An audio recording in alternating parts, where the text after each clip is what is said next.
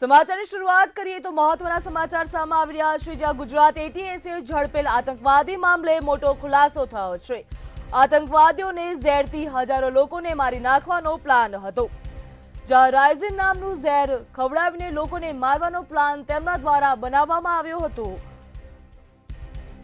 આતંકવાદી અહેમદ મોટા હત્યાકાંડની પણ પ્લાનિંગ કરી રહ્યો હતો, જ્યાં અહેમદ સૈયદ એકઠું કરીને રાઇઝિન નામનું ઝેર અહીંયા લાવ્યો હતો। એટીએસ દ્વારા આતંકવાદીઓની ધરપકડ કરવામાં આવી છે, તેમાં મોટો ખુલાસો થયો છે।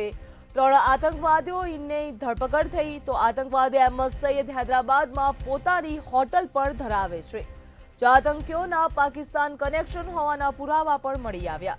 આતંકવાદીઓના પુરાવા મળી આવ્યા છે કે પાકિસ્તાન કનેક્શન છે। પ્લાન આતંકી અહેમદ મોટા હત્યાકાંડની પ્લાનિંગ કરી હતી, જ્યાં અહેમદ સૈયદ રાઇઝિન નામનું ઝેર પણ એકઠું કરી રહ્યો હતો અને હજારો લોકોને ઝેર ખવડાવીને મારવાનો તેનો પ્લાન હતો। જ્યાં ગુજરાત એટીએસે ઝડપેલ આતંકવાદી મામલે મોટો ખુલાસો સામે આવ્યો છે। આતંકવાદીઓને ઝેરથી હજારો લોકોને મારી નાખવાનો પ્લાન હતો।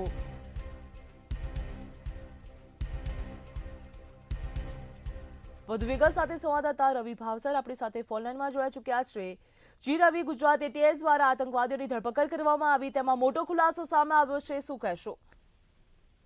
બિલકુલ થી જો વાત કરવામાં આવે તો જે પ્રમાણે ગુજરાત એટીએસની ટીમ દ્વારા જે 3 જેટલા જે આતંકવાદીઓ છે તે 3 આતંકવાદીઓને ઝડપી પાડ્યા હતા। જો વાત કરવામાં આવે તો અડાલજ પાસેથી આ આતંકવાદીઓ છે તે આતંકવાદીઓને ગુજરાત એટીએસ દ્વારા ઝડપી પાડવામાં આવ્યા હતા। જો વાત કરવામાં આવે તો જે પ્રમાણે જે આતંકવાદીઓ છે તે આતંકવાદીઓ ઝેરથી હજારો લોકોને મારી નાખવાની ફિરાકમાં હતા, તેવો તેમનો પ્લાન હતો। સાથે જ જો વાત કરવામાં આવે તો રાઇઝિન નામનું જે ઝેર છે તે ઝેર લોકોને ખવડાવીને મોટી ઘટના છે તો મોટી ઘટનાને અંજામ આપવાની ફિકરમાં હતા। પરંતુ ગુજરાત એટીએસને જે પ્રમાણે માહિતી મળી હતી કે 3 આતંકવાદીઓ છે તે ખૂબ જ મોટું પ્લાન કરી રહ્યા છે અને કોઈ મોટી ઘટના છે તે ઘટનાને અંજામ આપી રહ્યા છે। સમગ્ર મામલે હાલમાં તો જે પ્રમાણે જે આતંકવાદીઓ છે તે આતંકવાદીઓની તપાસમાં જે પ્રમાણે મોટા ખુલાસા છે તે મોટા ખુલાસા થઈ રહ્યા છે। જે પ્રમાણે આતંકી અહેમદ મોટા હત્યાકાંડની જે પ્લાનિંગ છે તે પ્લાનિંગ કરી રહ્યો હતો, સાથે જ જે 3 આતંકવાદીઓ છે તે IKST જે આતંકવાદી સંગઠન છે તેના સંપર્કમાં હતા। એટલે કહી શકાય કે જે પ્રમાણે ગુજરાત એટીએસ દ્વારા જે 3 આતંકવાદીઓને ઝડપી પાડી,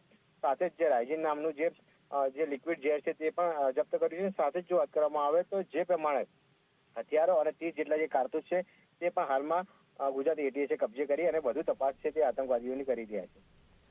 જી રવિ, જો વાત કરવામાં આવે તો ગુજરાત એટીએસે 4 મહિના પહેલા પણ અલ-કાયદા સાથે જોડાયેલા 4 લોકોની ધરપકડ કરવામાં આવી છે અને ફરી આવી ધરપકડ કરવામાં આવી, શું કહેશો?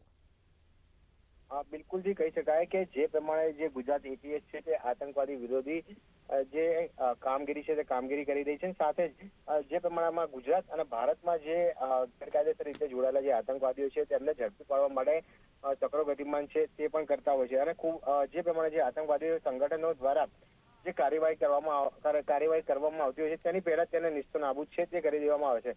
સાથે જ જો વાત કરવામાં આવે તો 3 આતંકવાદીઓ છે તેમાંથી એક આતંકવાદી જે ડોક્ટરની ડિગ્રી છે તે ડોક્ટરની ડિગ્રી પણ તેને મેળવી હતી, ચીનથી તેને ડોક્ટરની ડિગ્રી છે તે મેળવી હતી। જો વાત કરવામાં આવે તો ડોક્ટર અહેમદ મોઇનુદ્દીન અબ્દુલ કાદર જિલાની છે તે ડોક્ટરની ડિગ્રી ધરાવે છે, સાથે જ તેને ચીનમાં ડોક્ટરનો અભ્યાસ કર્યો હતો અને તે ખૂબ જ મોટા પાયે વિદેશી નાગરિકો પાસેથી જે ફંડ છે તે ફંડ એકત્ર કરવાનું કામ છે તે પણ કરતો હતો, તેવું પણ ગુજરાત એટીએસની તપાસમાં સામે આવ્યું છે।